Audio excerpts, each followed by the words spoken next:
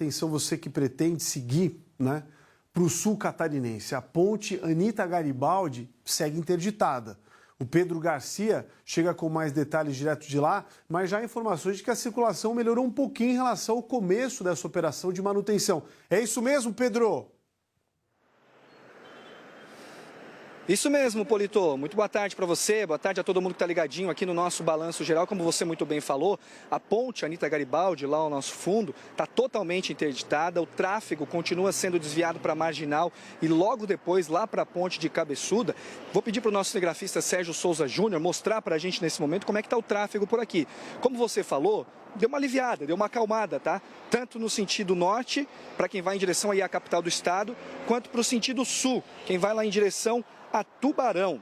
Mas é bom lembrar que nos horários de pico o fluxo é bem intenso, né? Principalmente quem precisa passar aqui pela região. É necessário sim ter um pouquinho de paciência, programar a viagem com mais cautela também. Nesse ponto aqui, ó, vou mostrar para vocês também, ó, quem vem aí da capital aqui em direção ao sul do estado, olha só, nessa parte da esquerda da sua tela, tá bem tranquilo, tá?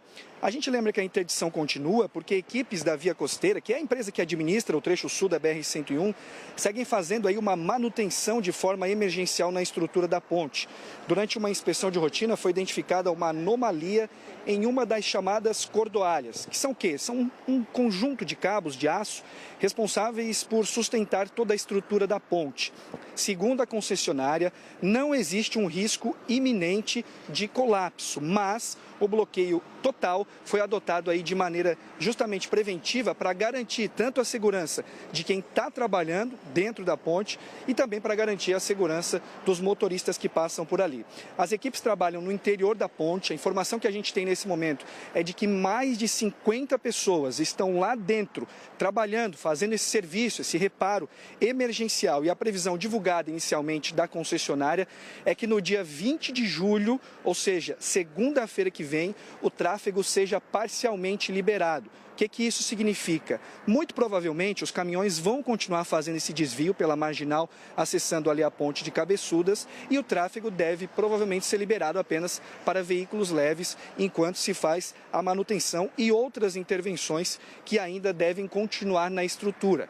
Que manutenções são essas? A gente ainda não sabe, a concessionária não divulgou, porque está sendo feita toda uma análise de fato para saber se tem algum problema maior. Está sendo feita essa análise então nessa estrutura.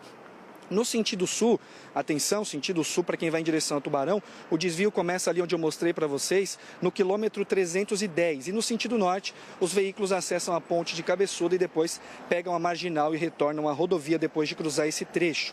A orientação, claro, reduzir velocidade e ter paciência, respeitar a sinalização e, se possível, evitar horários de maior movimento. A gente tem informação que em alguns horários a fila chega a passar de 10 quilômetros. Então tem que ter muita paciência. Conversamos com motoristas ontem aqui de caminhões que costumam fazer 2, 3 entregas no dia, acabam fazendo uma só porque realmente acaba sendo um pouco difícil. Prejudica todo o setor produtivo em Santa Catarina. Uma viagem que você faz aí em mais ou menos 2 horas, só 1 hora você tem que ficar na fila. Então é complicado.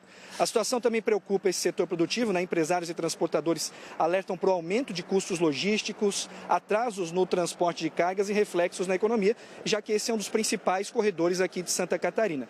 Então, por enquanto, para a gente encerrar aqui, a orientação continua sendo a mesma. Quem precisa seguir pela BR-101 tem que ter muita paciência ou pegar caminhos alternativos também, como, por exemplo, a Balsa de Laguna, retornando lá pela cidade de Jaguaruna, também aqui no sul do estado. Polito, vamos continuar acompanhando toda essa situação e novidades a gente traz para você aqui no Balanço Geral. Forte abraço.